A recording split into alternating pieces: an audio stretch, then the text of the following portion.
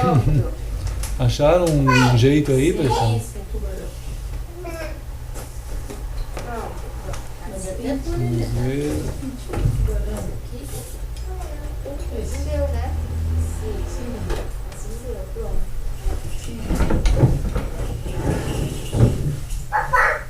E aí, filho?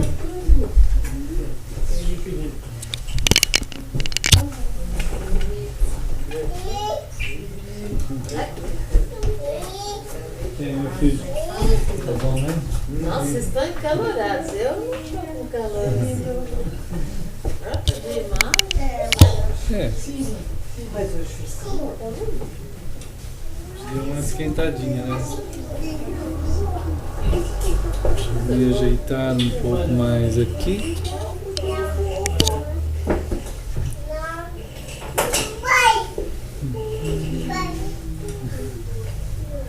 Olha, já gostaram da Arca de Noé lá.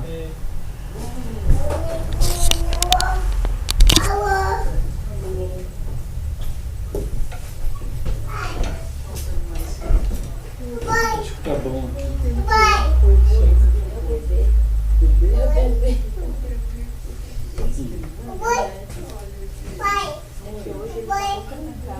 Eu tô com medo de chamar ela. Ele aprontou todas hoje. Tá se arrebentado, ele vai andar, tá pulando. Aí já levou vários tombos também. Vê que ele é atacado, né? É a idade. O meu já fala que ela Olha, tá com quase pega na hora. 70 anos. A gente tava no mercado e ele pegou uma bolachinha do Mickey. Aí eu sentou o Mickey, tá lá, Mickey. Aí ficou benção.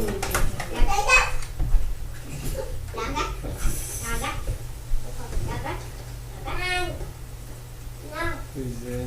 Aqui. Ok.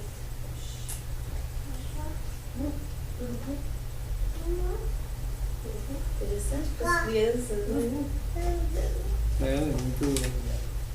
O apelo é muito grande, né? Que fofo.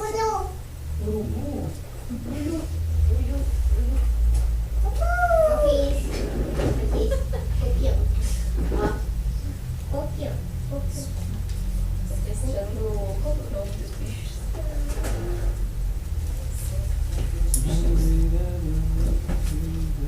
Pois é, irmãos.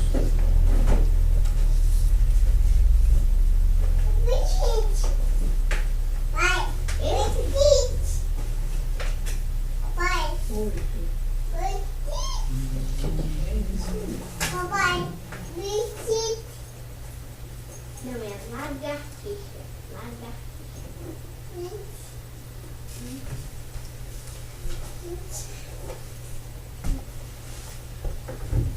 Ok, estamos tudo certo aqui. Papai.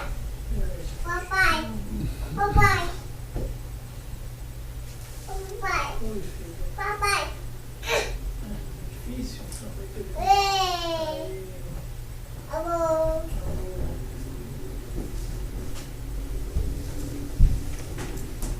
As boas-vindas aos irmãos que estão em todos os lugares. Papai. Para estarmos juntos mais um pouco nessa comunhão com a palavra do Senhor e entre nós. Então que Deus abençoe todos nós nessas reflexões e vamos continuando nessa continuação, né? Queridos irmãos. Papai. E a gente tem sido chamados, né, pela palavra de Deus a uma reflexão assim mais profunda sobre a existência, sobre nós mesmos, né? E então o ser humano ele se encontra num estado de distância de Deus extremamente fatal, né? Então a sua percepção da vida, a percepção que tem dele mesmo, a percepção que ele tem dos fatos, ele é afetado. né? Acaba sendo afetado pela limitação das capacidades de analisar as coisas, né? E então essa condição faz o ser humano trabalhar dentro da história de um jeito.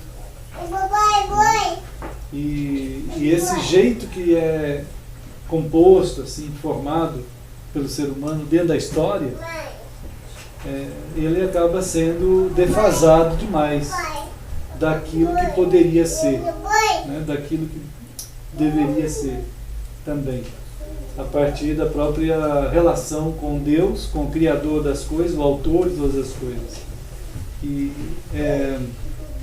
essa dimensão de existir sem Deus, a parte de Deus, a gente observa a tentativa humana, né, ao longo da história de formar a sua própria maneira e a sua própria ideologia, a sua filosofia, né, a sua estrutura de vida.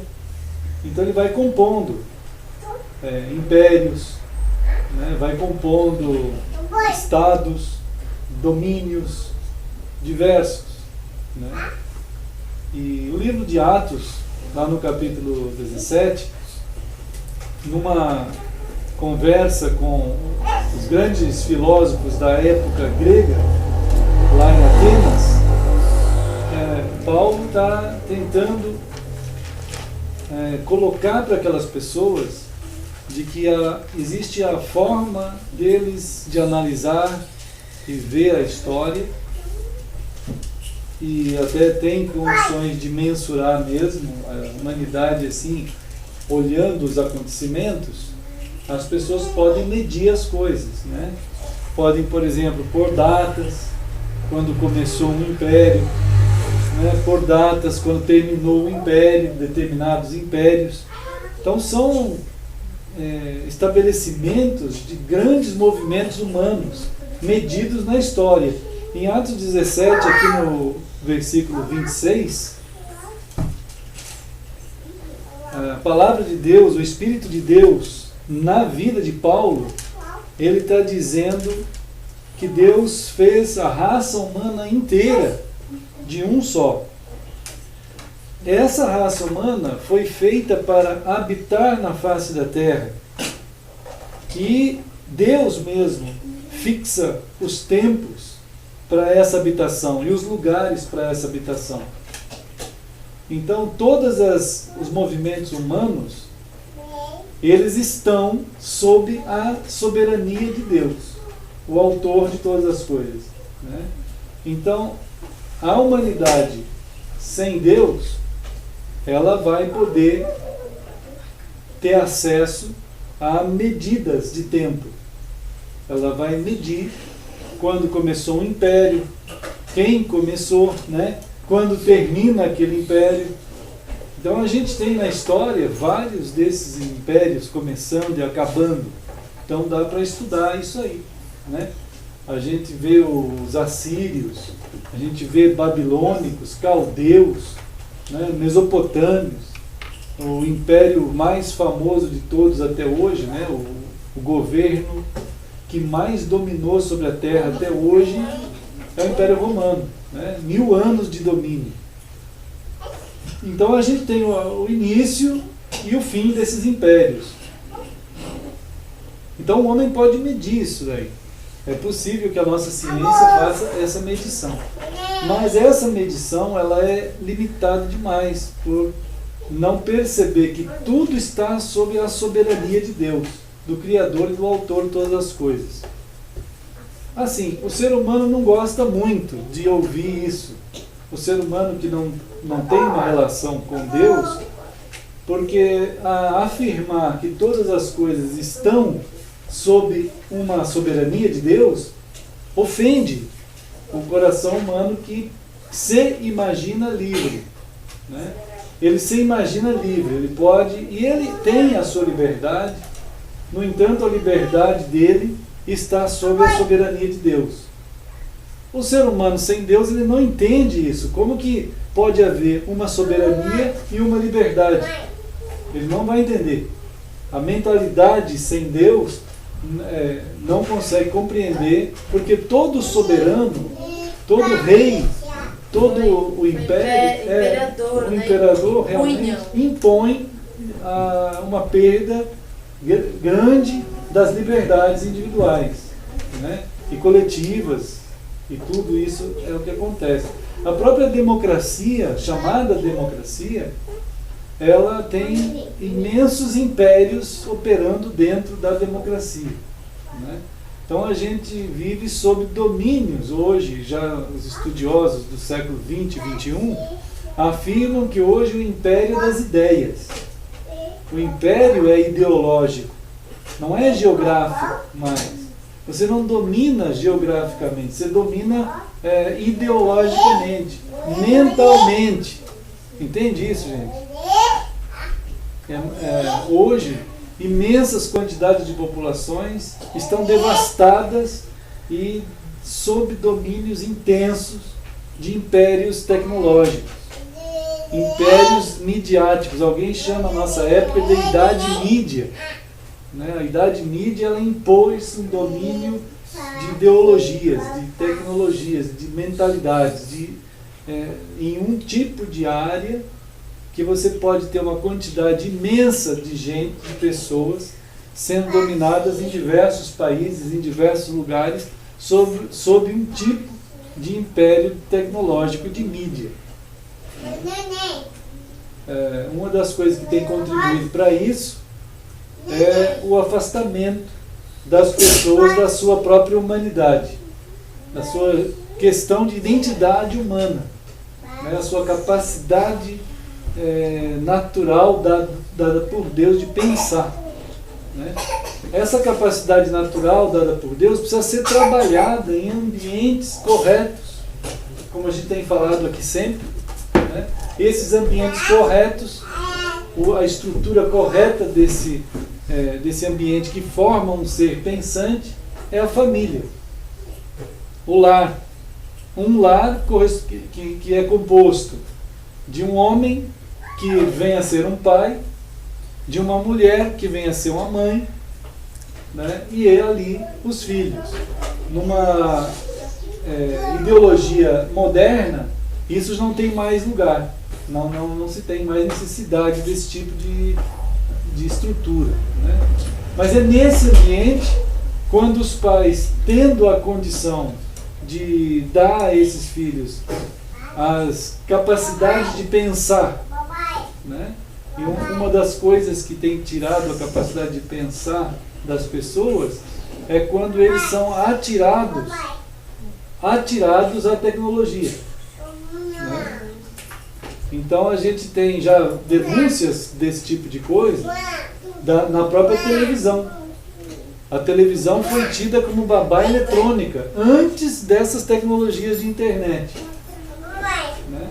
Então muitos pais, eles dão grandes capacidades tecnológicas para os filhos, e os filhos não trabalham mais a relação familiar, a relação pai, mãe e filho, filho e pai, filho e mãe, diálogos, conversas, né, trabalhos de ideias naquele relacionamento em que as profundidades da pessoa são alcançadas, né? Então esses impérios são dominantes, eles realmente vêm para dominar. E esses impérios todos, eles estão sob a soberania de Deus. Diz aqui em Atos que todas essas coisas estão sob a limitação e a fixação da parte de Deus para aquilo existir e terminar.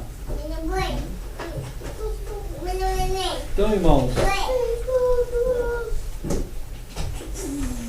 uma das coisas que tem contribuído para desaparecer os impérios da Terra, algumas das situações que fazem desaparecer impérios, os grandes impérios, quando a gente estuda o início e o fim deles, uma vez até falamos aqui um pouco, é quando o ser humano entra num processo de corrupção muito grande, né, do ser humano para com o ser humano.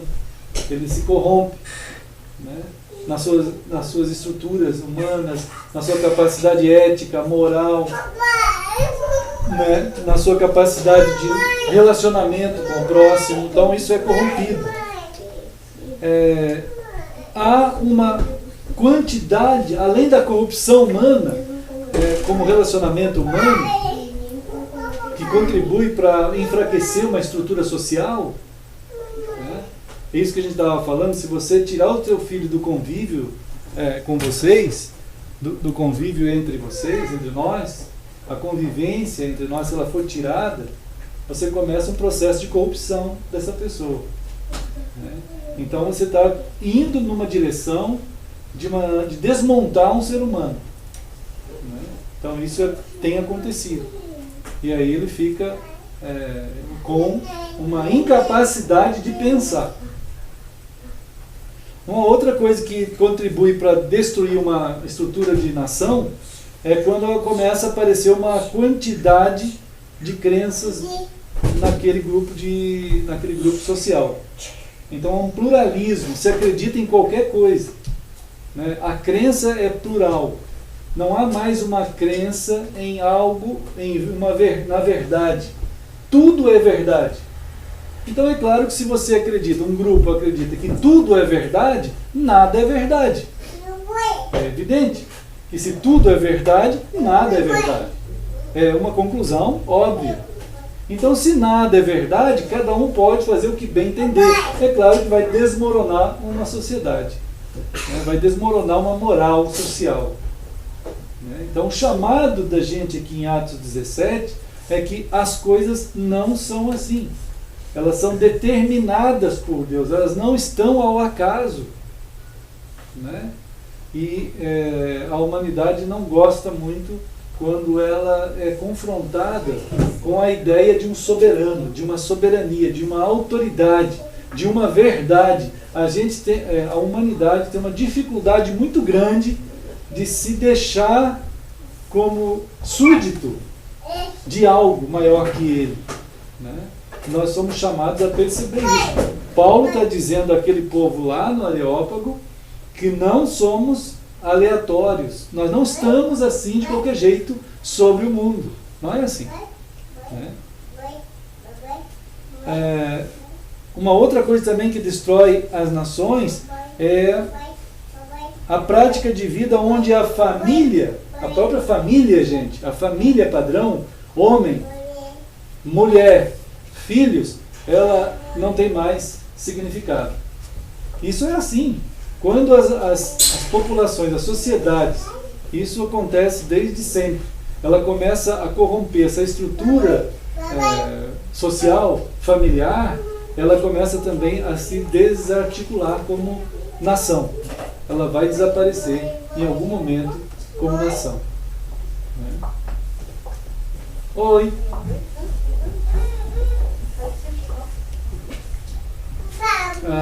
Uma coisa ou outra que precisamos pensar também.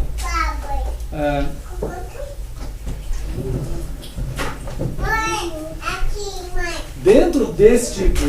Oi, irmão, tudo bem? Olá! Samuel!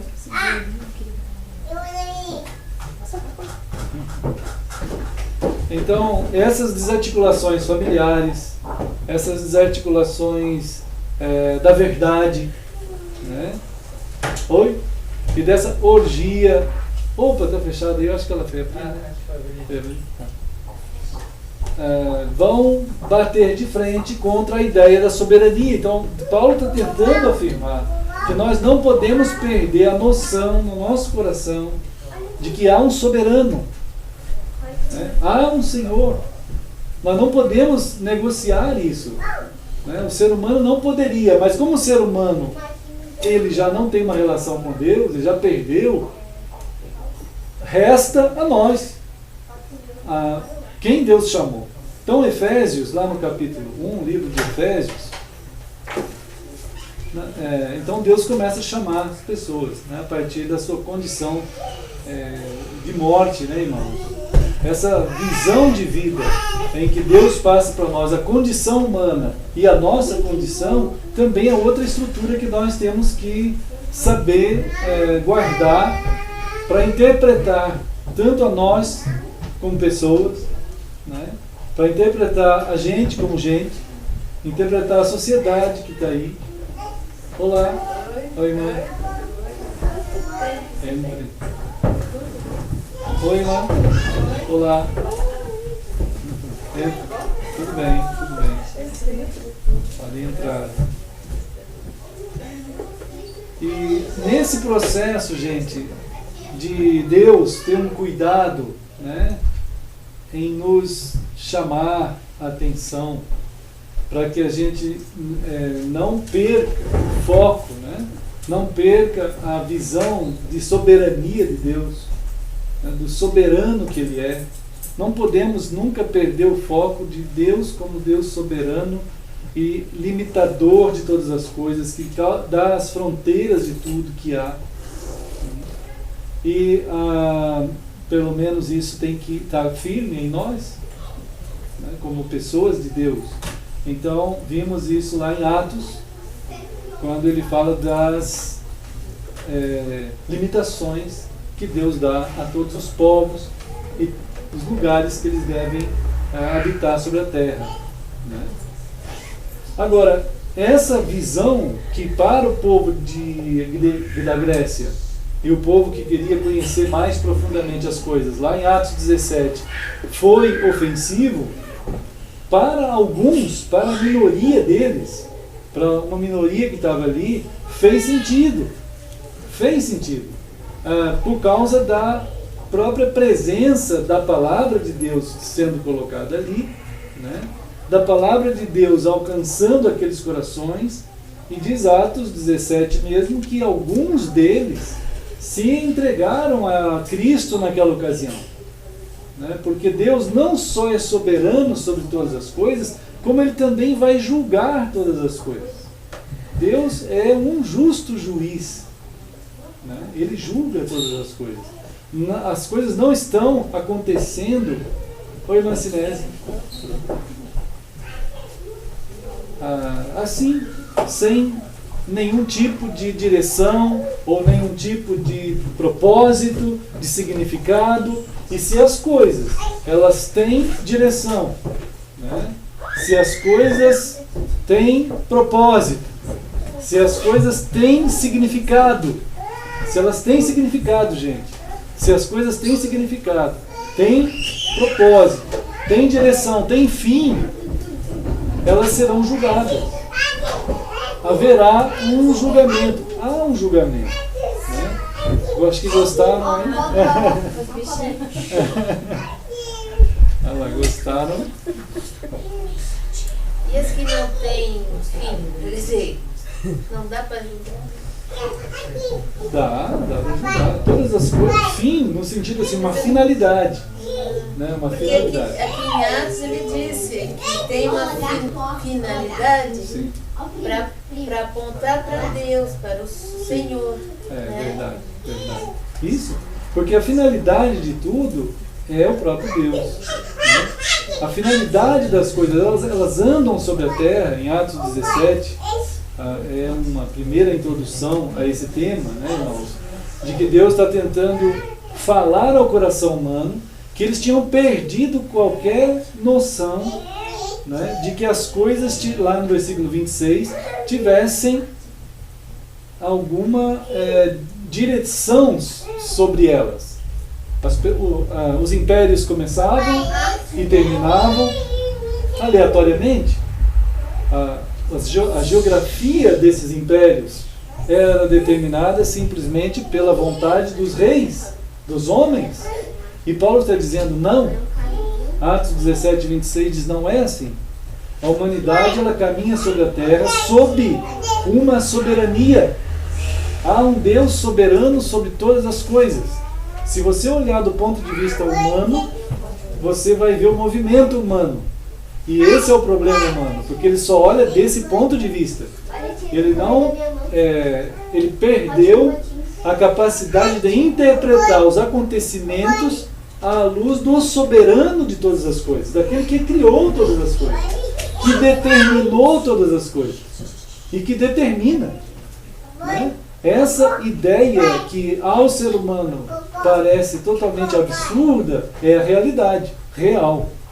A realidade paralela que o ser humano gera, Deus não está incluído nisso. Quem determina a extensão dos impérios, a extensão das conquistas, é o próprio ser humano. E Deus está chamando atenção no Areópago de que isso não é assim. E que nós não podemos perder essa visão nunca. Olá, irmãos. Olá, irmã Daphne. Né? E esses impérios que começam e terminam, eles não são ao bel prazer das pessoas. Essas conquistas, elas não acontecem assim simplesmente pela vontade humana. A vontade humana livre, que parece ao ser humano livre, está sob a autoridade do soberano Deus. Ele é o soberano sobre todas as coisas. Né? E isso não pode escapar da visão da humanidade. Mas até as coisas muito ruins, tudo, todas as coisas, né, as que estão. matanças dos judeus. Olha, quando a gente entra nesse tipo de argumento, a gente não pode nem eliminar a soberania de Deus e nem eliminar a responsabilidade humana. A gente está lidando com as duas coisas.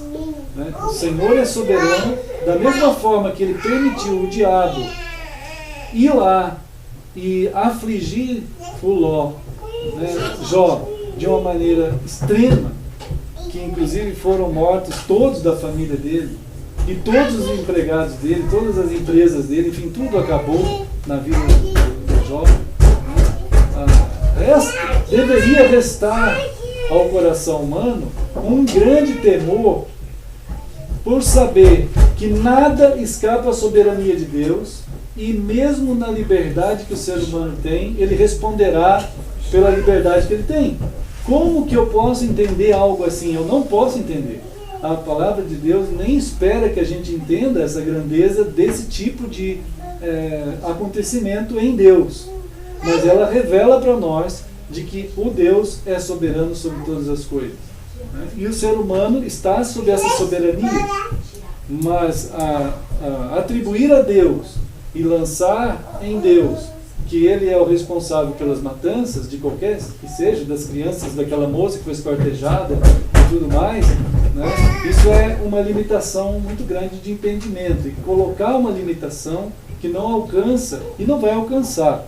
Mas o fato também da gente não alcançar a grandeza do juízo sobre tudo isso, por isso que há de vir o dia do juízo. Né? Por isso aqui em Atos também afirma que Deus determinou um dia em que há de julgar o mundo. E esse julgamento não está por mim, nem por nenhum de nós, nem pela igreja, nem por ninguém. Quem vai julgar e vai saber o peso desse julgamento é Cristo. E Ele vai julgar isso. Ele vai julgar todos os atos dos homens, como diz aqui em Atos também 17. E isso também fica claro para uma humanidade que é avessa a isso. Né? Primeiro ela acha que ela é autônoma e pode fazer todas as coisas. Aí quando as coisas saem errado, aí elas lançam a culpa em alguma divindade. E aí matam gente para sacrificar para as divindades, para ver se a divindade fica calma. Né? Ou se for um crente, ele pode dizer que Deus é o culpado. Ou que Deus é responsável pelo bem que ele tem, ou responsável totalmente, diretamente, pelo mal que ele tem. Então, se ele não tem, é porque Deus. Se ele tem, é porque Deus. Então, ele se isenta da sua responsabilidade, o que não está certo.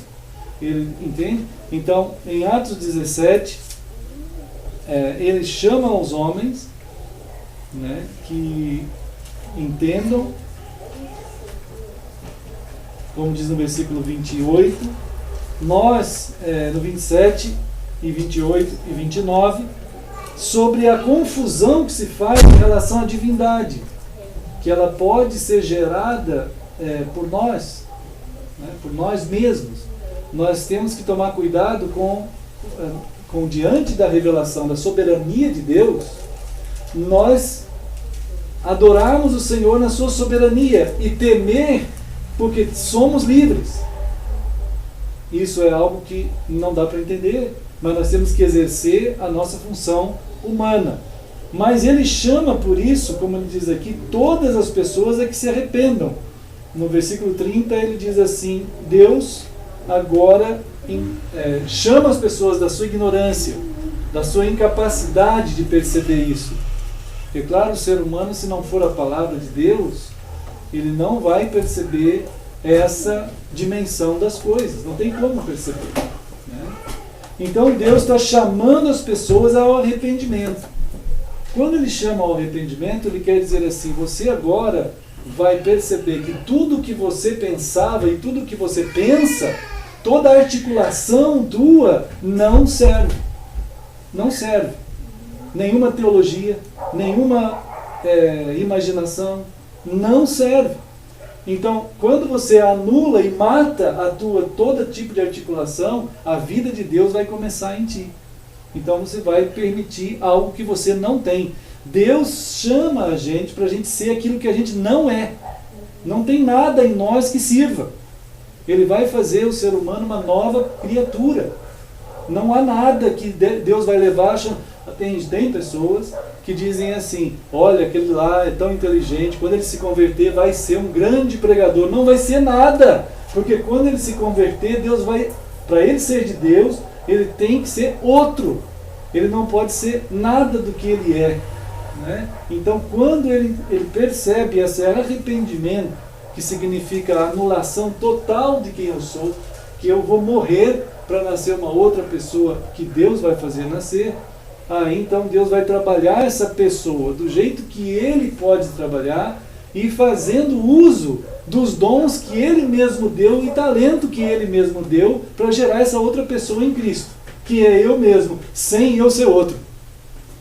Não dá para entender uma coisa dessa, é grande demais para nós. O salmista diz, Senhor, maravilhosas e grandiosas são as tuas coisas, muito mais elevadas do que eu posso imaginar. E são mesmo. Por isso é só a fé, mas é uma fé que caminha junto com aquele que você não vai entender plenamente tudo, e nem é para isso. É como um filho. Um filho, quando ele é teu filho, você não espera que ele entenda toda a tua maturidade para ele brincar contigo, né? A coisa que você mais quer é brincar com ele, só. Você não está tentando fazer com que ele entenda todas as inteligências, os saberes que você acumulou ao longo da vida, para depois você poder sair e brincar com ele lá de bolinha de gude ou de futebol. Não é assim, né? As grandezas daquela relação que Deus está chamando a gente a ir, né, é para que a gente de fato entenda essa relação de continuidade num crescimento que vai acontecendo ao longo da história da gente, né, irmãos? Então, ele diz aqui no versículo 31 que então ele vai julgar, porque se todas as coisas são assim, se elas de fato são assim, há um soberano, há uma responsabilidade humana, há alguém que vai julgar isso e não é o ser humano. Não é nenhum tribunal humano. O único que tem capacidade de julgar essa dimensão de coisas é Cristo. Diz aqui no versículo 31, né? Porquanto estabeleceu um dia em que há de julgar o mundo com justiça, por meio de um varão que destinou e acreditou diante de todos, ressuscitando-o dentre os mortos. Então, esse varão, esse Jesus, ele exatamente sabe o peso da soberania de Deus e o peso da responsabilidade humana e vai julgar todo mundo assim. E ele sabe como julgar. E por isso nós o louvamos, e nós o adoramos, e nós nos alegramos, porque essa responsabilidade não está sobre nós, né? Não é nem para pensarmos nesse ponto. Nós temos uma outra missão, né? Nós, como povo de Deus, nós temos uma outra missão, né, que está mais claro em Efésios também, né? Efésios no capítulo 1 aqui, 2, né, e 3, nós vamos ver aqui algumas coisas importantes também, né, que a gente já tem visto, né, irmãos? Os irmãos lembram dessas coisas. Esse ponto, amados irmãos, das grandezas de Deus, eles têm hoje por conta de diversos fatores, sido distantes dos cristãos, irmãos. Os cristãos estão cada vez mais desapropriados dessas realidades de Deus e estão perdendo a sua missão, a sua percepção da sua identidade, do seu significado. E eles não estão sabendo mais o que fazer, estão fazendo aquilo que a cabeça deles está gerando aqui na Terra. Então a identidade cristã hoje é uma das piores que a gente já teve na história. Poucas vezes na história a gente teve tamanha confusão babilônica de cristãos do jeito que estamos. Chega ao ponto de nós termos comunidades cristãs que ninguém é salvo, ou que a maioria não é salvo, não conhece nada, não tem nenhuma noção de novo nascimento. Isso para dizer o início. Algumas comunidades em que tem pessoas salvas, as pessoas são tão pluralistas e tão ecumênicas e tão abrangentes quanto qualquer movimento hindu, né? Quanto qualquer movimento ecumênico católico, quanto qualquer movimento ecumênico de qualquer lugar. Quer dizer, aquela coisa que a gente disse no começo, as pessoas, para uma nação ser destruída, um dos pontos que destrói uma nação é atribuir à verdade significado plural. Quer dizer, não tem uma verdade. Tudo é verdade. Qualquer coisa está certa. Hoje no meio evangélico está assim. Você pega dezenas de denominações e o pessoal diz, tudo isso está certo. Isso é totalmente ridículo. Então, quando você fala que todas as coisas estão certas, você vai destruir a verdade. A primeira coisa que mata é a verdade. Morre a verdade. Ela morreu. Você simplesmente desrespeitou a própria verdade, porque ela jamais vai ser plural. A verdade no absoluto dela, ela é exclusivamente absoluta, única. Né? Agora, a cabeça dos cristãos ficou tão defasada de estrutura, de temor do Senhor, que no passar dos séculos, com o surgimento de grandes oradores, de grandes denominações, elas se estruturaram de tal jeito que os cristãos, como cristãos, eles não têm mais temor do Senhor. Eles têm temor da sua denominação. Né? E Deus está chamando os cristãos ao arrependimento desde Apocalipse, no capítulo 2 e 3. Se nós lêssemos, se os cristãos lessem a palavra de Deus, imaginando que eles também são chamados ao arrependimento, nós teríamos menos conflito e confusão desse tipo de cristianismo sem Cristo dos dias de hoje, né, irmãos? E dessa pluralidade evangélica que beira a insanidade. Então, é porque no momento onde eles não vivem nele, sim, não tem crescimento espiritual e fica... aceita-se qualquer assim. coisa, exatamente. Então, se tem uma máxima no meio cristão, que é assim, tem mais coisa que nos une na nossa diversidade do que nos separa. Então aí todo mundo chora com essa declaração, fica romântica, e o romantismo da declaração faz as pessoas ficarem ali mesmo, aceitando os erros, porque não é possível que uma divergência de uma denominação para outra seja tida como verdades. São duas coisas antagônicas, totalmente distintas e diferentes, né? Então, onde está a verdade desses pontos? Está na palavra. Nós somos chamados pela palavra de Deus, deveríamos ser o povo da palavra, e somos, né? Então, Efésios capítulo 1, irmãos, é o anúncio, ele diz aqui no versículo...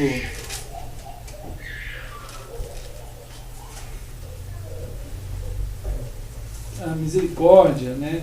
A graça de Deus, os dons, a grandeza do amor de Deus, lá no versículo 3, bendito Deus e Pai de nosso Senhor Jesus Cristo, que nos tem abençoado com toda a sorte de bênção espiritual nas regiões celestes, nas regiões celestiais, em Cristo. Irmãos, isso é muito importante, essa frase. Porque é em Cristo a bênção. A bênção não está em R.R. Soares, a bênção não está em Edir Macedo, não está em Batistas, em Universal, nada. Não deveria existir isso. Deveria existir em Cristo, somente em Cristo. O povo que fosse chamado por Deus, ele deveria amar a Cristo e temer a Cristo e ouvir a Cristo, porque as bênçãos, elas não são em forma de casas, elas não são em carros, não são em dinheiros, não são em o que seja lá o que for, né? Elas são em Cristo e elas vêm das regiões celestiais. As bênçãos de Deus são bênçãos celestiais. Está escrito aqui, não está, irmão? Então qualquer um lugar, qualquer igreja que prometer carro, casa, comida, isso não é de Deus. Isso não é de Deus. Simplesmente não. Porque Efésios 1:3 diz. Né? Mas tem muita gente cristã que diz, não, é de Deus sim. Mas como? Está contradizendo a palavra, mas o pessoal não tem temor mais pela palavra. Né? Agora, é claro, irmãos, que a palavra diz isso. Deus está chamando um povo que vai ter esse temor, que eu creio que estamos tendo esse temor. Para nós, as nossas bênçãos são celestiais, elas estão nas regiões celestiais, e Deus nos abençoa em Cristo com essas bênçãos. Não significa que a gente vai jogar fora tudo que a gente está conquistando, não é isso. Essas coisas têm uma função também. Né? Então, ele fala no versículo... Sim. Efésios? Não, lá em Lucas. Lucas? Fala que... Lucas 9:40. Não. 9:49. Quem não é contra nós é por nós. Quando João, né, fala que estamos expulsando demônios, fala em nome dele. Daí diz que para deixar quem não é contra nós é por nós. Sim, claro. Tá, mas daí... Sim, é claro. Só que esse texto não pode ser usado no contexto de hoje. Você tem pessoas andando com Cristo, que foram salvas por Cristo, e que estão pregando a palavra de Deus em nome de Jesus, como deve ser. E estão fazendo essas obras de Cristo realmente, então são de Cristo. Isso não pode ser justificativa para essa confusão que está hoje assim. Essa confusão que está hoje é muito clara pela palavra, que de fato estão longe da palavra. Eles não estão fazendo essas coisas em Cristo. Não é? E esse texto, ele tem a ver com pessoas que estão fazendo aquilo que de fato é real, é de Jesus, é a pregação autêntica de Cristo. E quem não é contra nós, não está contra Cristo, não está contra a palavra de Cristo, está a favor de Cristo. Está como ele de fato tem para a gente ser. Então essa é a verdade. Se está assim, isso está certo. Se não está, então isso está errado, né? Mas muitos sim, pegam isso para gerar a divisão, ou favorecer a divisão. Exatamente, esse texto, isso é um uso terrível da Escritura. Né? Terrível da Escritura. Se fosse o seu Shed aqui, ele ia falar na hora que isso é uma exegese. Né? Quer dizer, não é uma exegese. Né? Exegese é uma coisa, exegese é outra coisa. É uma coisa que falta inteligência, porque você vai pegar um texto que não tem nada a ver nem com o tempo de hoje, daquilo que está acontecendo, e muito menos com o tempo daquilo que foi falado e o que é aquilo ali. Né? A palavra contra mim é muito clara. Né? Então, a gente tem essa afirmação de que tem pessoas salvas fazendo a vontade do Senhor exatamente além de nós, como Elias. Elias falou: Senhor, só eu que fiquei, sobrou? Aí Deus disse: não, Elias, junto contigo tem mais 5.000 que não se dobraram a Baal. E tem 5.000, são 1 milhão de pessoas, mas pelo menos 5.000 tem que são assim como você. Né? Você está aqui nessa caverna, está aqui com esse medo todo, agora volte para lá, Elias, que lá é o teu lugar. Vai para lá, lá é o teu lugar. O teu lugar é lá, no meio da luta. Aí ele voltou, né? Voltou para lá. E nós fomos chamados, escolhidos povo santo, e nos predestinou, no versículo 5, para Ele, adotados para a adoção de filhos, né, para o louvor. Então, lá no versículo 6, ele vai começar a expor a missão que a gente tem. Nós somos chamados como notas musicais quase, né? Nós somos notas musicais. Nós somos para o louvor da sua glória. Isso é algo assim, Deus está querendo pegar nós e reger com a sua palavra.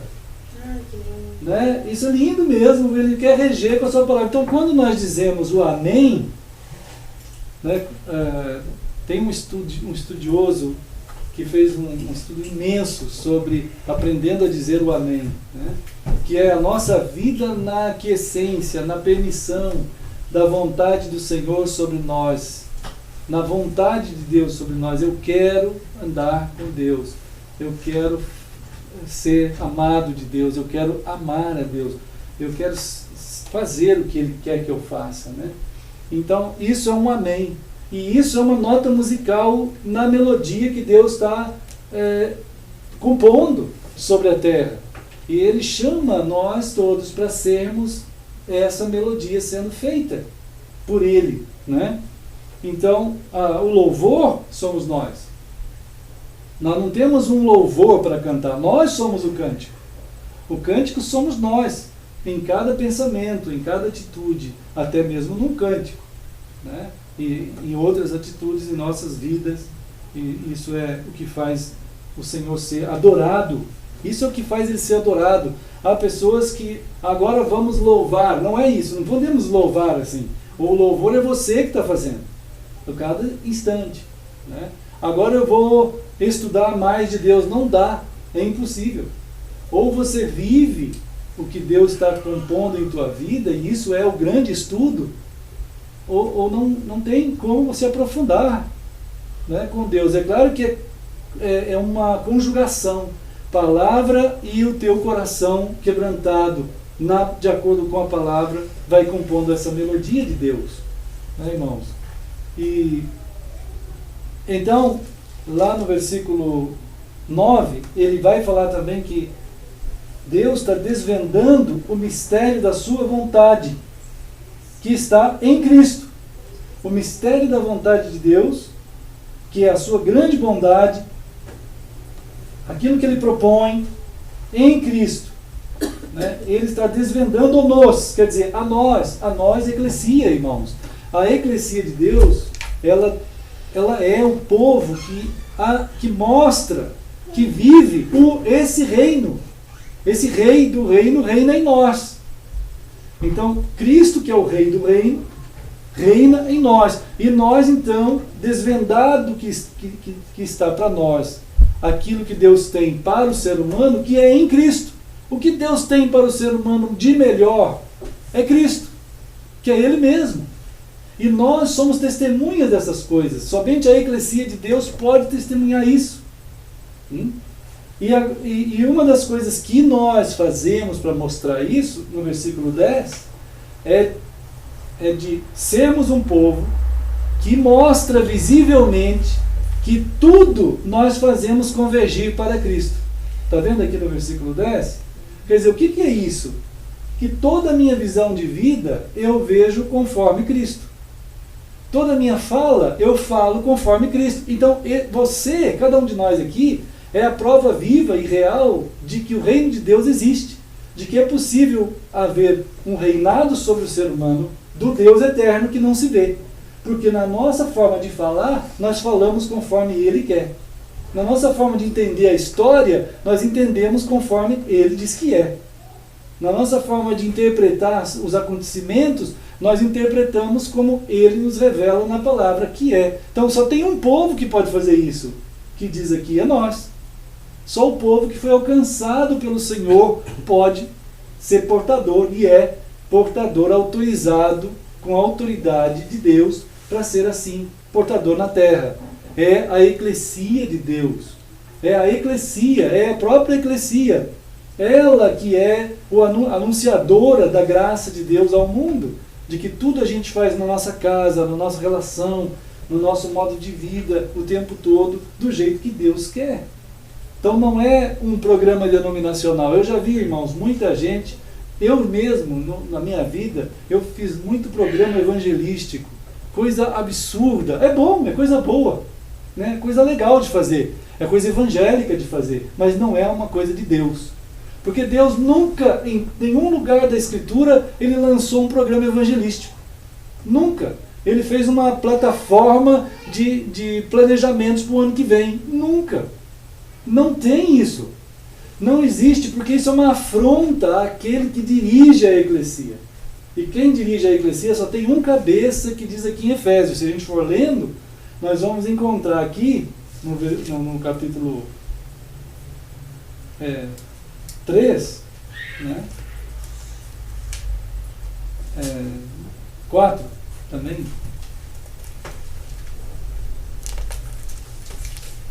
Então diz aqui, 4:15. Quem será que é o cabeça da eclesia? 4:15. Efésios 4:15. Olha só. Bom, vocês já sabem, né, irmãos? Eu estou só perguntando para perguntar.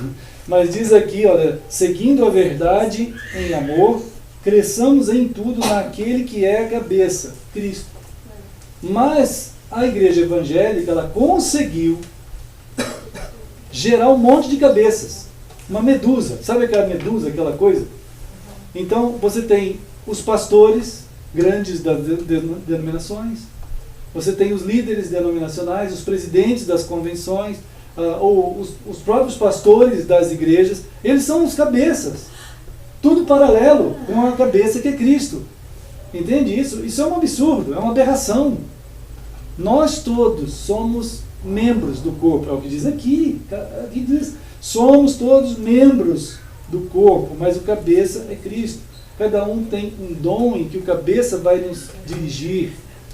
É claro que se a gente tem a decência cristã, a humildade em Cristo, de estar sendo conduzido pela palavra, vamos ser conduzidos pela palavra, né? Ela vai nos conduzir e nos formar como Deus quer que a gente seja. Ela vai nos formar como Deus quer que a gente seja formado, né? Então nós vamos estar mostrando essa convergência para Cristo.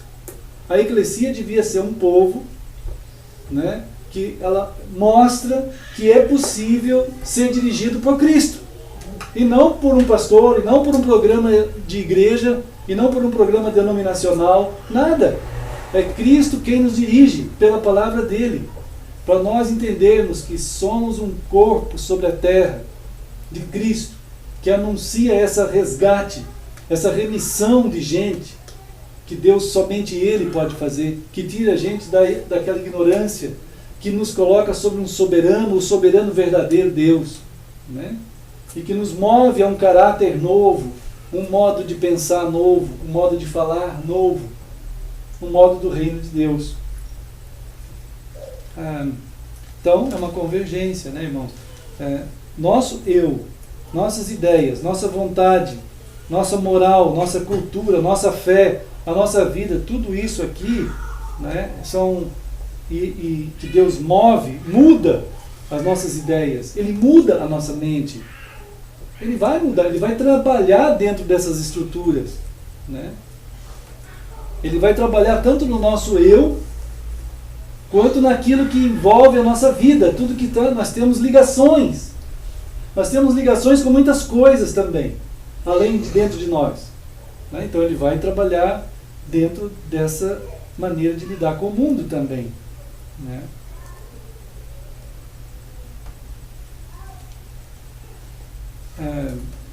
Uma vez Pedro falou assim, que nós somos um povo de sacerdotes, né? Nós somos um povo sacerdotal, quer dizer, nós estamos representando Deus na terra. O sacerdote é isso, ele representa Deus na terra, e ao mesmo tempo ele leva um modo de Deus de viver na terra também, e leva uma oração, uma intercessão sobre os acontecimentos em nossa volta para Deus, sobre aquilo tudo. A gente é um povo que percebe as coisas que estão conflitantes com a palavra, e vai orar sobre aquilo. Ele vai orar. Ele não vai ficar só chocado.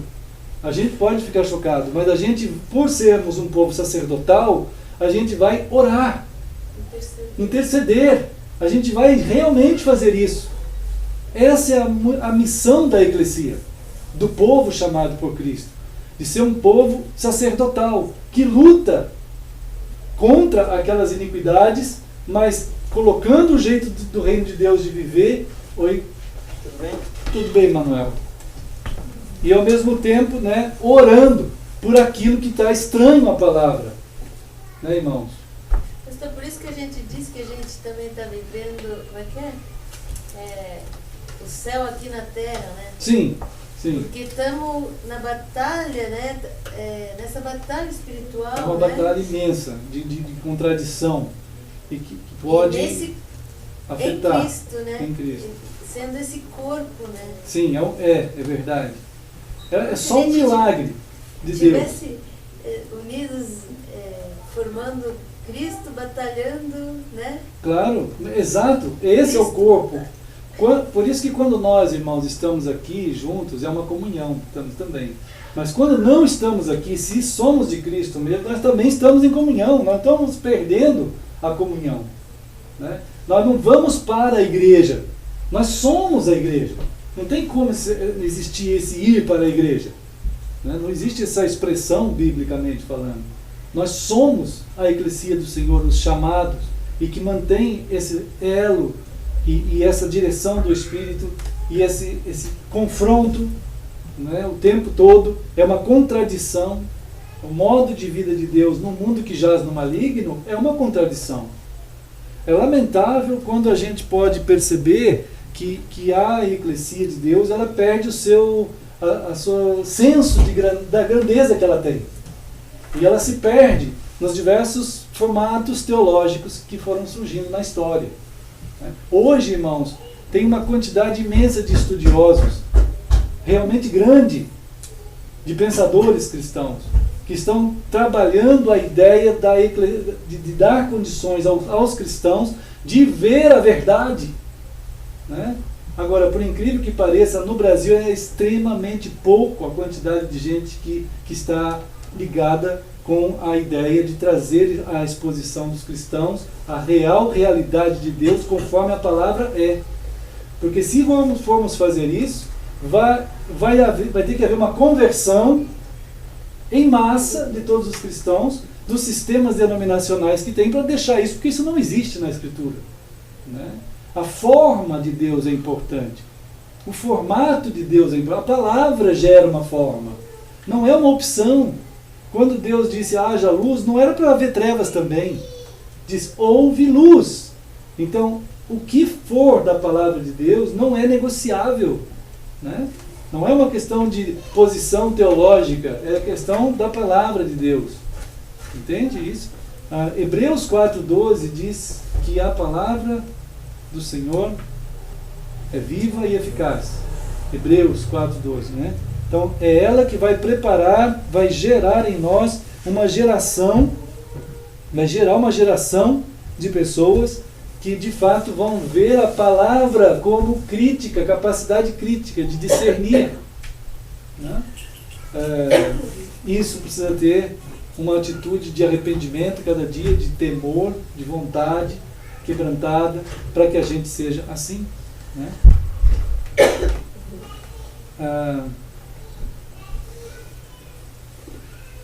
A Bíblia tem um exemplo aqui em Judas, que eu acho que a gente poderia pensar um pouquinho nesse exemplo.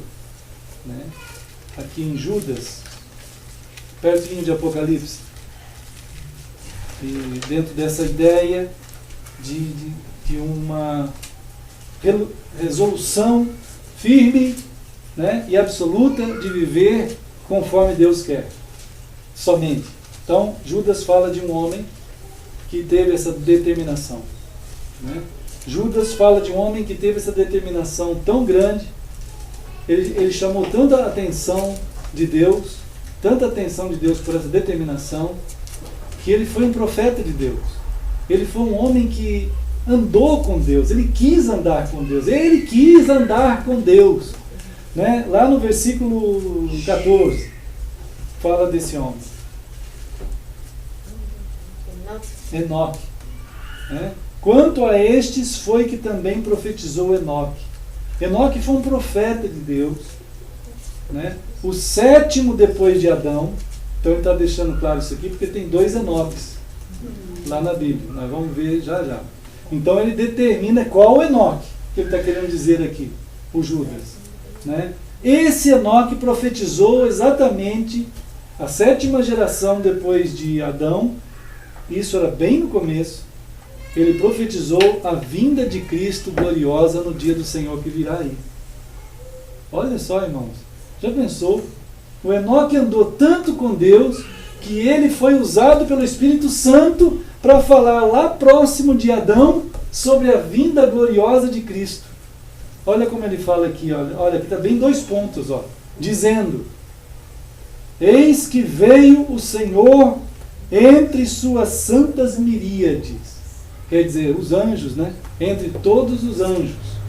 O Senhor veio para exercer juízo contra todos e para fazer convictos todos os ímpios acerca de todas as obras ímpias que impiamente praticaram e acerca de todas as palavras insolentes que ímpios pecadores proferiram contra ele. Os tais são murmuradores, descontentes, andando segundo as suas paixões, a sua boca vive propalando arrogâncias, são aduladores dos outros por motivos interesseiros. Irmãos, isso aqui tudo vai ser julgado. Hoje é avisado. Tudo isso será julgado por um homem chamado Jesus. E Enoque, o 7º depois de Adão, ele já deixou claro isso daí para todas aquelas gerações que isso ia acontecer. Né? Então, é claro que a palavra de Deus vai sendo pregada, vai sendo pregada, vai sendo pregada, vai sendo falada, e tem muita gente que se torna mestre, irmãos, se torna mestre, como existiram mestres em Israel e não sabiam dessas coisas. Olha só em João 3, em João capítulo 3.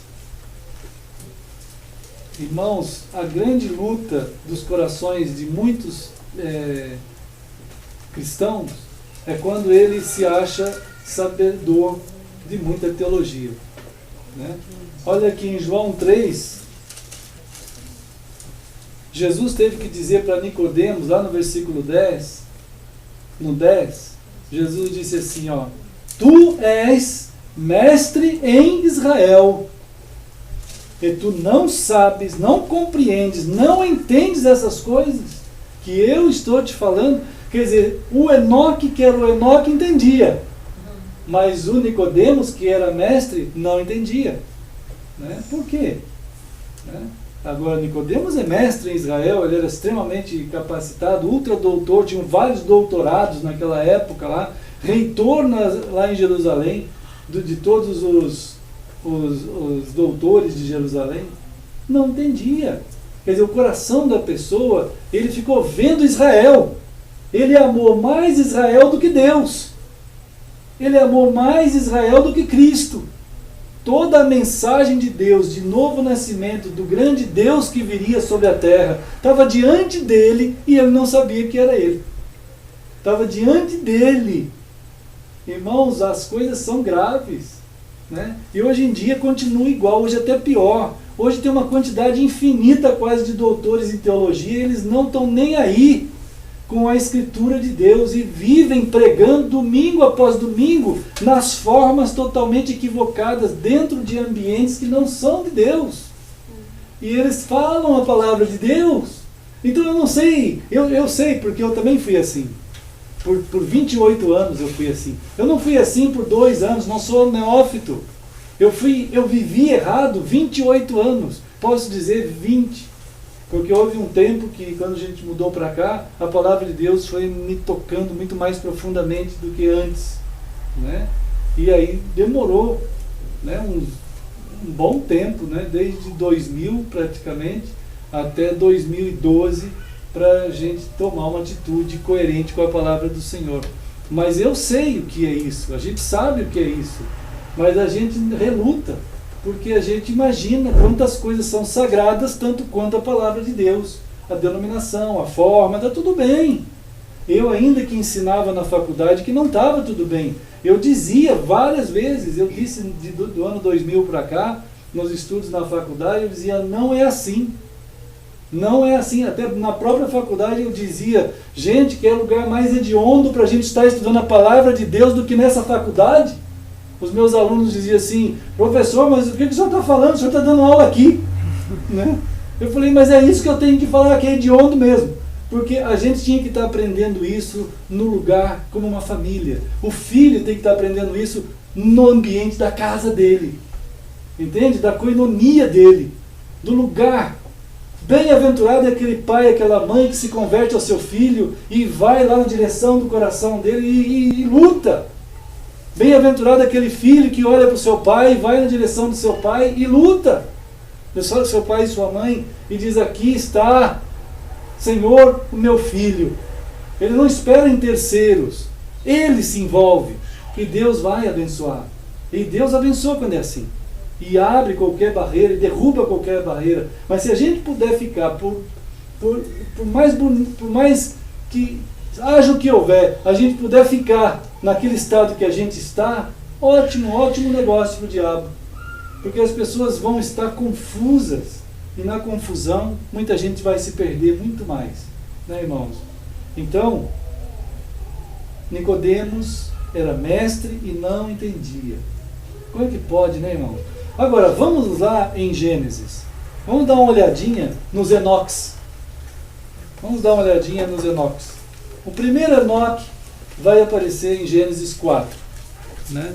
O primeiro Enoque vai aparecer em Gênesis 4. E esse Enoque, irmãos, é uma tragédia, irmãos. Né? Esse Enoque aqui era filho de Caim. Gênesis capítulo 4. Irmãos, o Caim não precisa quase nem apresentação. Todo mundo sabe quem foi o Caim. O Caim foi um cara, um homem terrível. Ele foi totalmente avesso a Deus. Né? Bom, em Gênesis capítulo 4, a gente sabe que ele foi lá, primeiro ele desonrou a Deus, ele não quis se arrepender. Não é isso? Vocês lembram? Quando veio Abel com a ovelha. Né? Aí veio o Caim com uma bacia de verdura, irmãos. Não dá, irmãos. Não é possível. Vai ver que ele era adventista. Né? Proto-adventista. Então, não é possível um negócio desse. Deus disse para ele assim, ô Caim, pega essa bacia de verdura, leva de volta. Né? Vai lá fora, deixa lá, pega a ovelha, volta, vai estar tudo bem. Porque o sacrifício que é aceitável e agradável a mim não é verdura, não é o que tu podes fazer, está no Cordeiro de Deus, Cristo. O Abel viu isso, mas o Caim não. E quando Deus ajudou ele, corrigiu ele, falou, Deus mesmo, da boca de Deus, Deus disse para ele, ele ficou mais bravo ainda. Irmãos, é um negócio extremamente absurdo. Tem pessoas que a palavra de Deus corrige, mas a pessoa fica mais brava ainda. Ao invés de ter um quebrantamento, ele fala, Senhor, obrigado por ter me orientado. Agora eu vou lá correndo, vou deixar minha bacia lá, minhas verduras, tudo lá, e vou pegar uma ovelha. E vou chegar aqui e fazer exatamente como tem que fazer. É assim que é assim que está falado, assim que está escrito, assim que farei. Que bênção! Por que não pode ser assim? Né? É para ser assim. Aí não quis. Além de não querer, ficar bravo com aquela carranca, que até Deus fala para ele, por que ele está com essa carranca? Né? Aí ele ficou com aquela carranca. Ele ficou tão bravo que ele foi lá e matou o irmão. Todo mundo sabe isso. Ele foi lá e matou o irmão. É o primeiro homicídio que tem lá registrado, porque ele ficou com ciúme, toda aquela coisa. Porque um mal, né, irmãos? Quando um mal fica guardado no coração, ele vai gerar outro mal. e vai gerar outro e outro e outro. Daqui a pouco foi lá e matou o irmão. Então é terrível. Quem guarda qualquer mal que for, uma sementinha que seja de mal no coração, aquilo vai multiplicar e vai gerar uma morte. Vai ser terrível. Aí Deus estava procurando Caim, e Deus chegou assim e falou assim, onde que está o teu irmão? Aí Caim falou assim, ainda Caim achou ruim com Deus. Ele falou assim, quem é o Senhor? Quem que o senhor acha que eu sou? O senhor acha que eu sou guardador do meu irmão para ficar sabendo onde que ele está, em qualquer canto que ele vai? Ainda deu uma dura em Deus. Está lá no capítulo 4. Aí Deus falou assim, você está deve estar mal você mesmo, né? Você está muito mal para fazer isso. Porque o sangue do teu irmão clama a mim. E tu o mataste. Mas não tem testemunha? Tem. O céu e a terra são testemunhas contra ti. Olha só, que nível é esse que dá para a gente entender? Que Deus levanta o céu e a terra como testemunha de algo. Tem gente que pensa que não tem nada vendo. Como não? As paredes têm ouvidos, dizem, né? Deus está dizendo assim, o céu e a terra viram você matar o teu irmão e são testemunhas contra ti. Isso é, o HD de Deus grava tudo. Estava gravado no céu e na terra. Onde pode gravar isso? Tudo está gravado. Deus vai passar lá num tipo de software né? Que vai aparecer lá o assassinato em Ultra HD em não sei quantas dimensões reais. Só pode ser tirado isso por um homem chamado Jesus, né? Mas aí tudo bem, Caim ficou mal e foi embora, banido. Diz lá no versículo 17, irmãos. Ele não se arrependeu? Não se arrependeu nunca. Ele não se arrependeu nunca. Caim, diz o texto da palavra, que ele era do maligno. E ele amava ser assim mesmo. Ele tinha aquela vontade de ser maligno. Ele era tão maligno que continuou maligno. Né, irmãos? E aí, só que ele era uma pessoa capaz. Caim era abastado, ele conseguiu dinheiro, ele conseguiu recursos. Ele foi lá e construiu uma cidade. Né, irmãos? Olha só, Caim construiu uma cidade. Aí ele teve um filho. Aí surgiu. Olha o filho, já pensou ser filho de Caim, irmãos? Que terrível. Né, irmão? O filho de Caim era Enoque, mas não é o Enoque de Judas. Né? Era o nome do seu filho. Enoque também, no 18, diz que ele teve um filho chamado Irade, depois Maljael, Metusael e Lameque. Olha só. Um dos descendentes de Caim era Lameque. O Lameque também, ele começa a fazer umas lambanças, irmãos. O Lameque vai lá e pega 2 mulheres para ser esposas dele. Né? Eles sabiam desde o início que só tinha um Deus, e o ser humano fez uma multiplicação de deuses. Ele sabia desde o início que era para ser um Adão, uma Eva. Vai lá o Lameque e pega 2 mulheres para ele. Foi um absurdo, né, irmão? Mas ele pegou as 2 mulheres e elas geraram pessoas, geraram filhos que, vamos dizer assim, foram pessoas boas para a sociedade. Foram pessoas boas para a sociedade. Foram para o inferno, mas foram pessoas boas para a sociedade. Né? Eles conseguiram cuidar de gado, né? Eles habitavam em tenda. E o outro também construía harpa, flauta, né? Tudo isso. Era o pessoal que lidava ali com música. Fez bem para a sociedade. A sociedade ficou boa. Melhorou um pouco assim. Tinha o pessoal da música, tinha o pessoal que cuidava do gado. Era bom. Eles foram hábeis em várias coisas. Tem gente hábil em um monte de coisa, né? A gente sabe que tem pessoas que conseguem fazer coisas boas. Vão tudo para o inferno, mas são bons. Né? São pessoas boas. Lameque chegou uma hora lá que ele falou assim para suas esposas. Ele chamou as 2 e falou assim, o seguinte, gente, vocês me escutem aqui que eu vou falar um negócio para vocês. Eu estava passando, matei um homem. Nossa, já pensou isso aí? Chega assim o teu marido e fala assim, eu estava andando pela rua ali e matei um cara. Mas, irmãos, olha a descendência de Caim. Olha o tipo de gente. pronta para matar alguém. Tem gente que é assim, não é assim hoje? Tem gente que é assim, foi uma briguinha no trânsito, mata o outro. Né? Eu matei porque eu quis matar. Hoje você ouve entrevistas de gente assim. Né?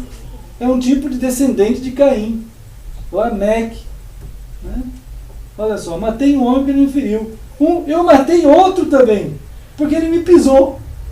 Não é mesmo, irmãos? Que terrível. Estava num mercadão, talvez. Estava num camelódromo. Né? Um cara deu um pisão nele, pum, matou com uma facada. Não é mesmo? Terrível, deu uma tijolada, seguindo o seu tataravô. Né? Sei lá. Aí, irmãos, isso aqui é uma coisa impressionante, porque quando a gente observa esse texto, a gente vê que Satanás começa a trabalhar na iniquidade das pessoas. Satanás tenta destruir, roubar, matar e destruir. Né? Satanás pareceu para ele que ele tinha tido alguma vitória quando Caim tinha matado o Abel. O diabo deve ter pensado assim: consegui acabar com uma geração de Deus, de gente de Deus.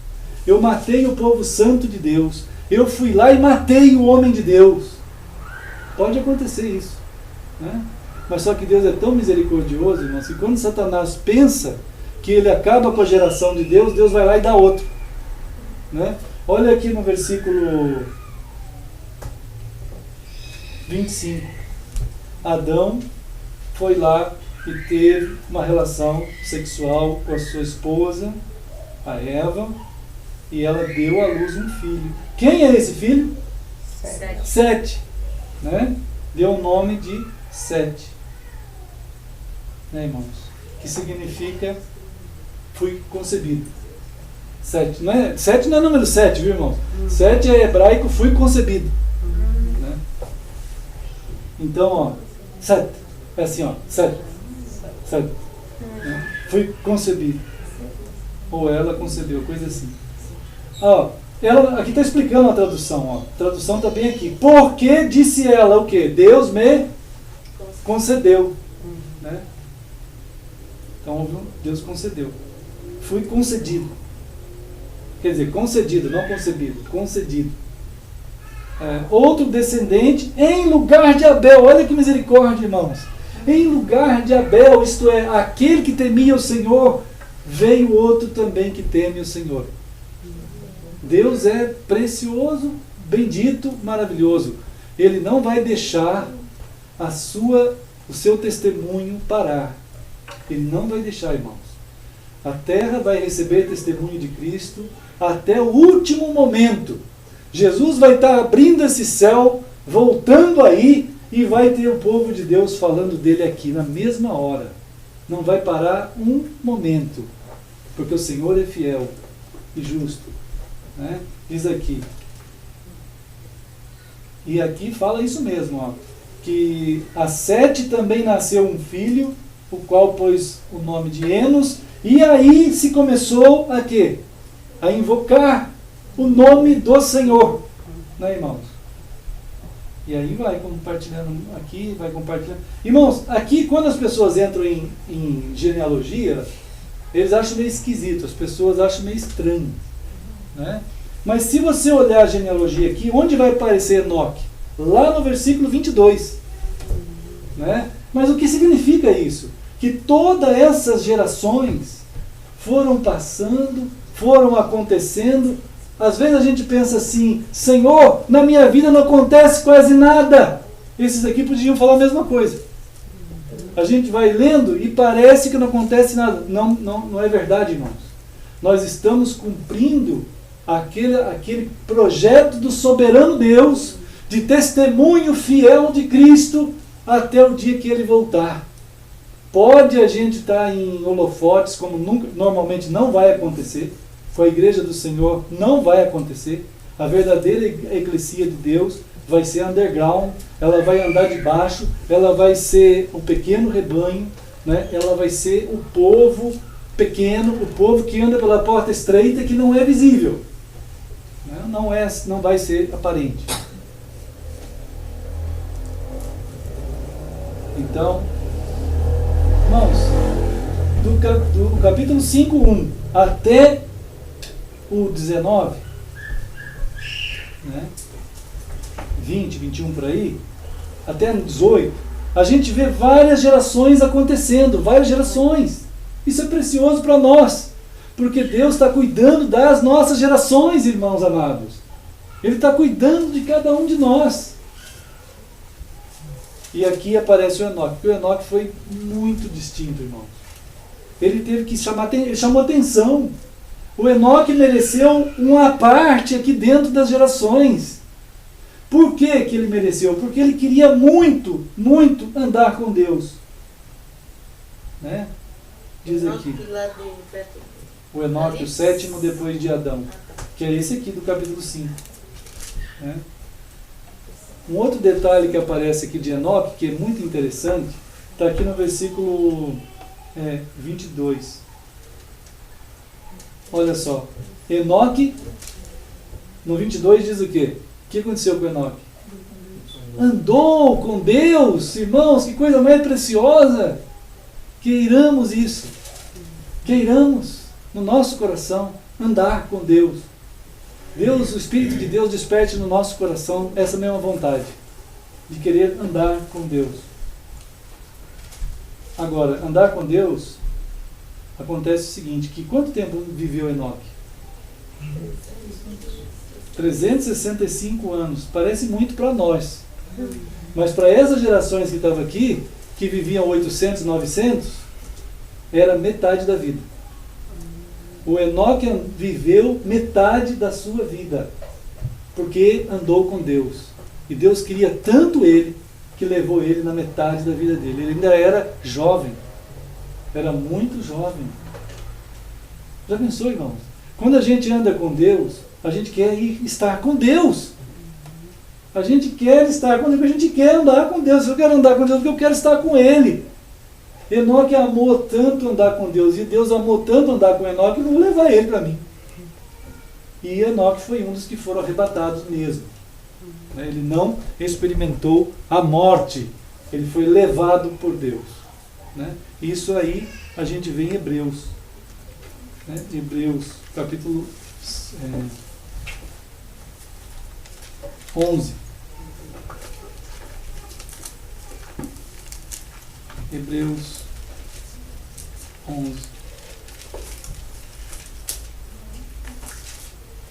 Olha só.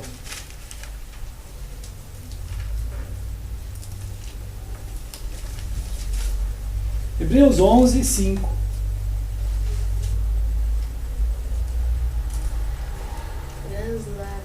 Trasladado, né? Ele foi levado assim, foi transposto. Ele foi transposto, quer dizer, saiu daqui e foi para o céu. Coisa preciosa, né, irmãos? O Enoque foi, além dele falar da vinda do Senhor, ele profetizou, como Judas falou, foi esse aqui que foi trasladado. Foi esse aqui que profetizou sobre a vinda do Senhor. A segunda, a volta gloriosa de Cristo.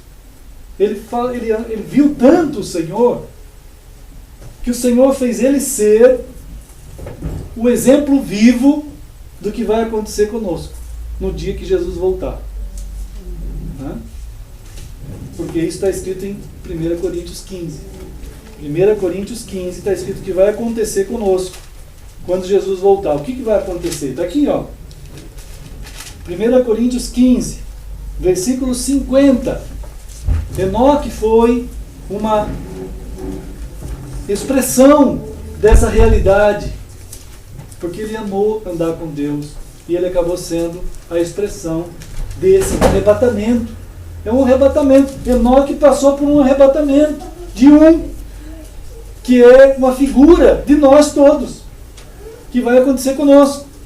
Olha aqui, irmãos, 1 Coríntios 15, 50. E isto afirmo, irmãos, que a carne e o sangue, isto é, esse corpo aqui que nós temos, não podem herdar o reino de Deus, nem a corrupção herdar a incorrupção, porque o reino de Deus, o céu, é algo que não deteriora, não tem doença, não tem bactéria, não tem verme, a gente não cansa, a gente não tem fome, a gente é quase um super, né, irmão?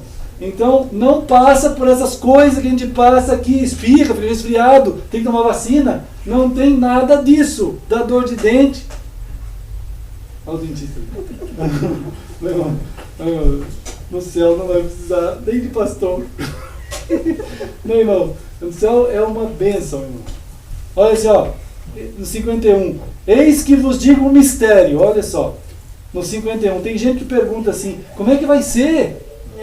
Aqui vai estar explicando, ó. Nem todos dormiremos, mas transformados seremos todos. Num momento, num abrir e fechar de olhos, na hora que a trombeta soar no céu, os mortos ressuscitarão incorruptíveis, quer dizer, em outro corpo. E nós seremos transformados. Se nós estivermos aqui, Jesus voltar agora, esse corpo vai passar por uma transformação igual a Enoque passou. Né? Porque é necessário que esse corpo aqui, corruptível, se revista de incorruptibilidade. Quer dizer, nós temos que ser transformados para poder ter o corpo que vai viver no céu. Tem um corpo diferente desse.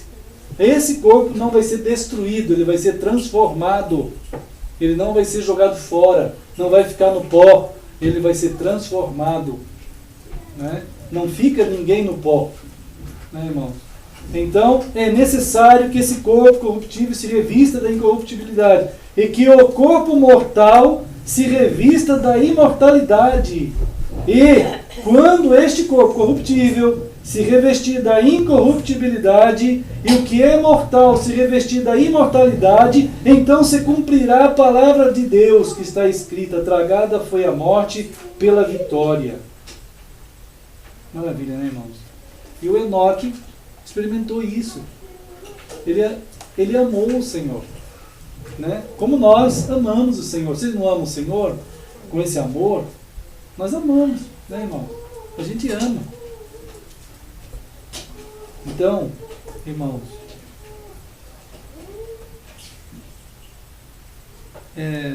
Filipenses 1:21 aqui também. Vamos dar uma olhadinha em Filipenses aqui. Filipenses, rapidamente. Filipenses, capítulo 1:21. Eu acho que o Enoque pensava isso aqui, igual o Paulo. Ele pensava isso aqui, só podia pensar. Paulo já não sabia mais se era melhor ficar aqui ou ir. Ele falava assim, ó, para mim, quando eu estou vivendo, para mim é Cristo. Eu estou vivendo para Cristo. E se eu partir, é lucro. É melhor ainda. Como que pode ser lucro se Cristo já é muito bom? É porque é Cristo também, mas de uma outra maneira, muito mais, como a gente leu aqui agora há pouco. Maravilhosa. Né, irmãos? Só Deus para dar essas coisas para nós, para desvendar para nós esses mistérios do Senhor. Só Deus. E nós estamos sendo agraciados pelo Senhor, irmãos queridos. Né? Como Enoque foi. Né? Enoque foi. Então, amados, né?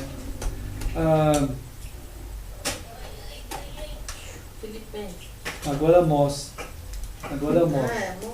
Não, os Filipenses a gente já leu, né? Já? Filipenses 1:21, ó. Tá vendo? Ó? Porquanto para mim o viver é Cristo. Quer dizer, se eu estou vivendo, é Cristo. Tá bom viver, porque eu vivo com Cristo. Se por acaso eu partir, é melhor ainda. Amós 3. Amós é aqui pertinho de Mateus, um pouquinho para trás. No Antigo Testamento ali. Vai devagar porque tem um monte de profetas. Aí tudo, né? Amós no capítulo 3. Fica mais para o final mesmo do Antigo Testamento ali. Tem Malaquias, Zacarias vai voltando, Abacuque, aí já chega em Amós. Ou então depois de Daniel, Ezequiel, aí já é depois, para a direita assim. Né? O Amós, ele falou assim no capítulo 3, ó, que o que acontecia com Deus e o Enoque, de acordo com Amós 3:3. O que vocês acham que acontecia? Como é que é? Qual é o número? 3:3. O que acontecia entre Deus e o Enoque, de acordo com esse texto aqui? Andarão 2 dias, serão Estavam em acordo. Eles estavam em acordo. Eles estavam em acordo. Irmãos, havia acordo entre Enoque e Deus no modo de ver a vida. Ele pensava do jeito de Deus de ver a vida. Ele pensava do jeito de Deus de falar, de interpretar. Tudo para Enoque era em acordo com Deus. O que diz a palavra é para mim. Aí Deus não resistiu, pegou e levou ele.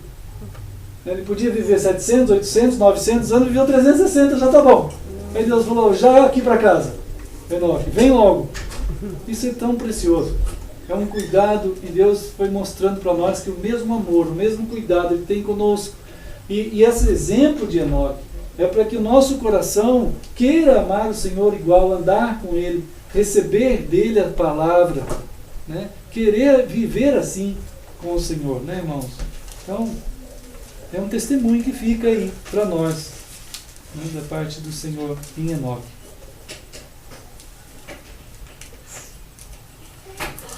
Irmãos, depois a gente continua, né? Porque é bom pensar só essa parte.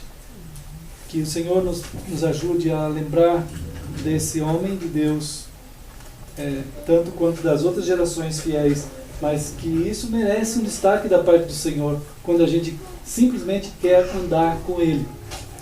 Se no teu coração tiver isso, isso é destacado do céu, irmãos. E Deus abençoa mesmo, né? Vamos orar então?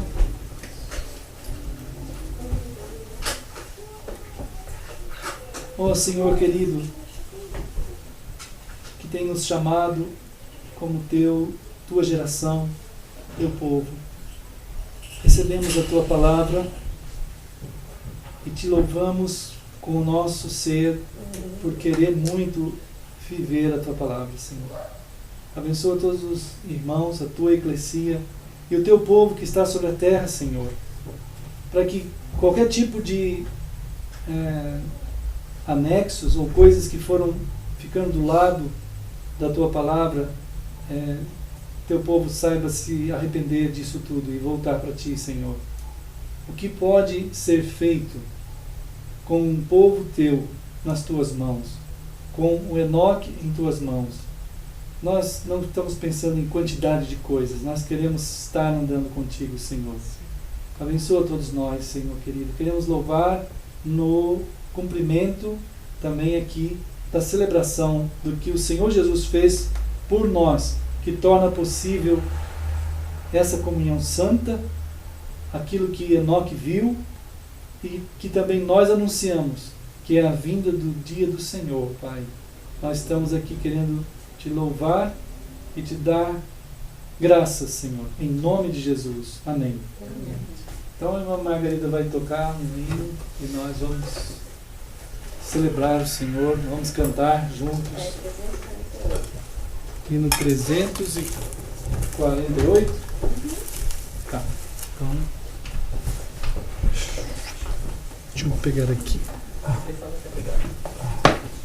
Hino 348, irmãos queridos.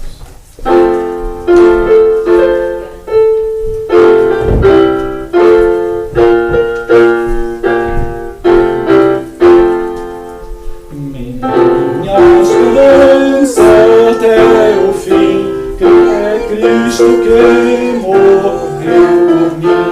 Eu creio só no meu Senhor, no nome do bom Redentor. A minha fé e o meu amor estão firmados no Senhor, estão firmados no Senhor. Sei que não posso a face ver, na sua graça vou viver. Em cada crise, sem falhar, sempre nele confiar. A minha fé e o meu amor estão firmados no Senhor, estão firmados no Senhor. É verdade, né, amados? Verdade. Foi Jesus que nos ensinou e nos ordenou até que nós estivéssemos assim reunidos, e isso é para nós uma bênção também. E assim está escrito no momento em que Jesus orientou todos nós nessa prática aqui. Que Jesus então, enquanto eles comiam, pegou o pão e então ele orou dando graças, como também nós vamos orar. E então, Senhor, nós estamos aqui agradecendo o Senhor, porque o nosso nome, ele está guardado no céu. Nossa vida, não temos fama no mundo, não temos cidades com nossos nomes, não temos sido chamados de relevantes para esse mundo, mas o teu povo está com o nome no céu. É lembrado no céu, assim como foi Enoque e todos os teus servos. Nós te louvamos, Senhor, porque pelo Senhor Jesus Cristo, que entregou a sua vida naquela cruz, é que nós temos a redenção da nossa vida, essa relação contigo estabelecida, Senhor. Nós estamos celebrando aqui o que o Senhor Jesus fez possível para nós nele, em nome de Jesus. Amém. Então, ele deu aos discípulos dizendo: tomai e comei, isto é o meu corpo. E como ele fez, vamos fazer.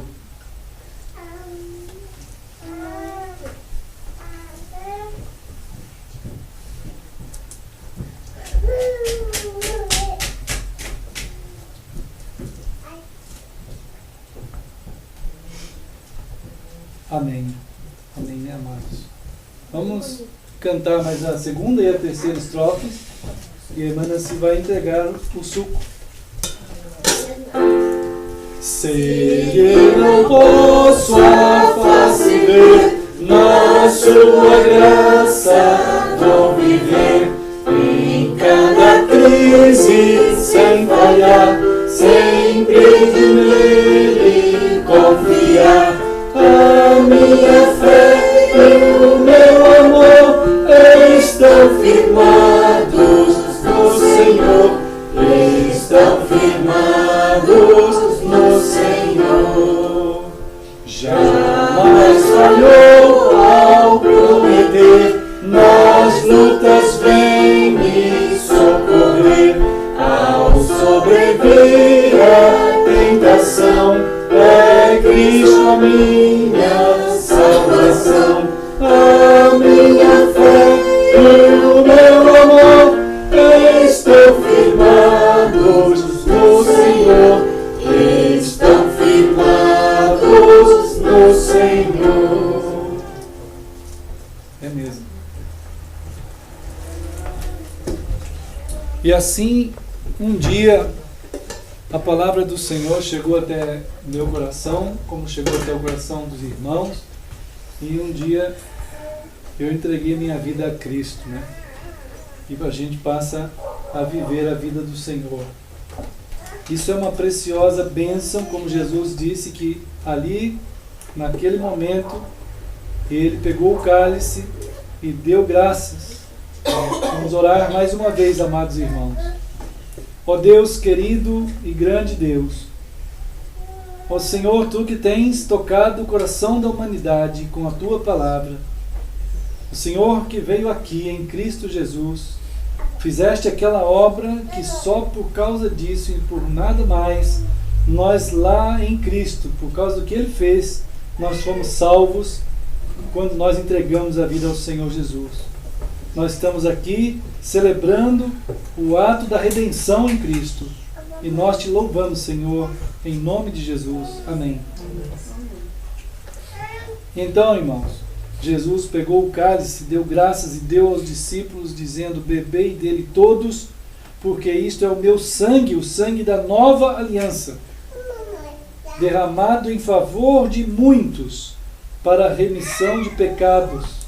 E digo-vos que desta hora em diante eu não beberei deste fruto da videira, até aquele dia em que o hei de beber o vinho novo convosco no reino de meu Pai. E assim como Jesus ensinou, vamos fazer.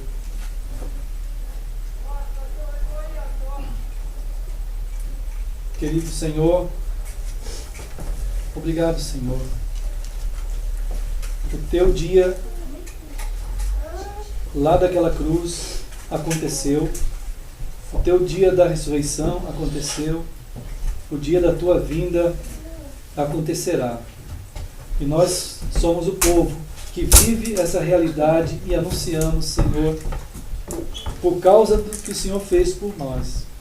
Obrigado, Senhor, porque aqui mais uma vez a tua família foi reunida e mais uma vez nós celebramos juntos o que o Senhor fez por nós e o que o Senhor está fazendo por nós e o que o Senhor fará daqui uns dias também. Obrigado, Senhor, em nome de Jesus. Amém. Pois é, irmãos, então o irmão Jason pediu para avisar que não podia estar aqui, né, por causa do resfriado forte do Pedro, né? E a gente também tem assim, muita gratidão ao Senhor, porque essa semana o Senhor livrou o Jason lá e a turminha toda, porque eles foram atacados por um pessoal aí da bandidagem e assaltaram às 5 para 7 da noite. E o irmão Jason estava dizendo que A casa deles? no lugar de trabalho do lado, na venda, ele estava fechando. E estava ele, um vendedor, e o pessoal parou ali e levou as coisas, dinheiros e também do vendedor, mas não estava a Patrícia e não estava as crianças. Graças a Deus, que essa turma a gente não sabe, eles não têm controle, né? Então, graças a Deus que eles foram guardados.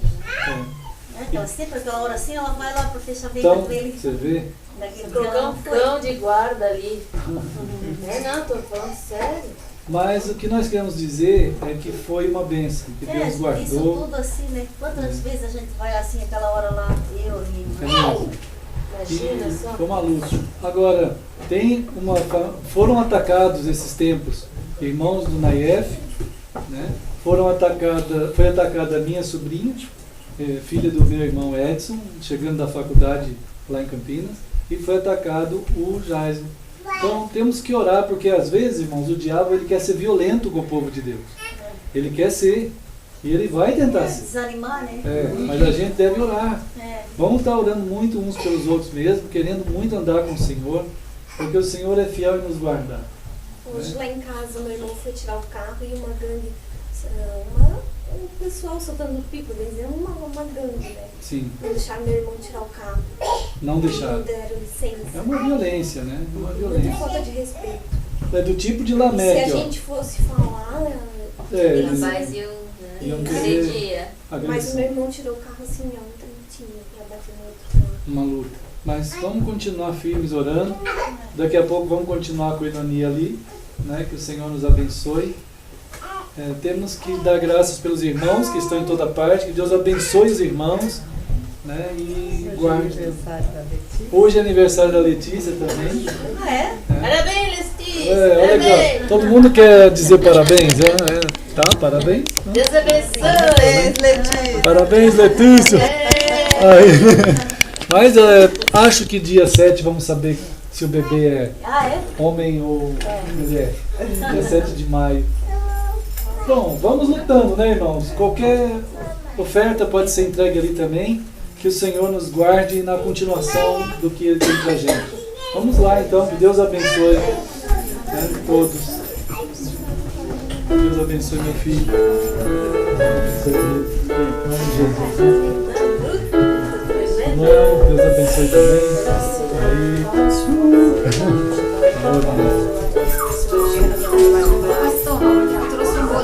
Trouxe um bolo? Fez aniversário. A irmã Catiane, irmãos, ela fez aniversário. Trouxe um bolo, vamos lá.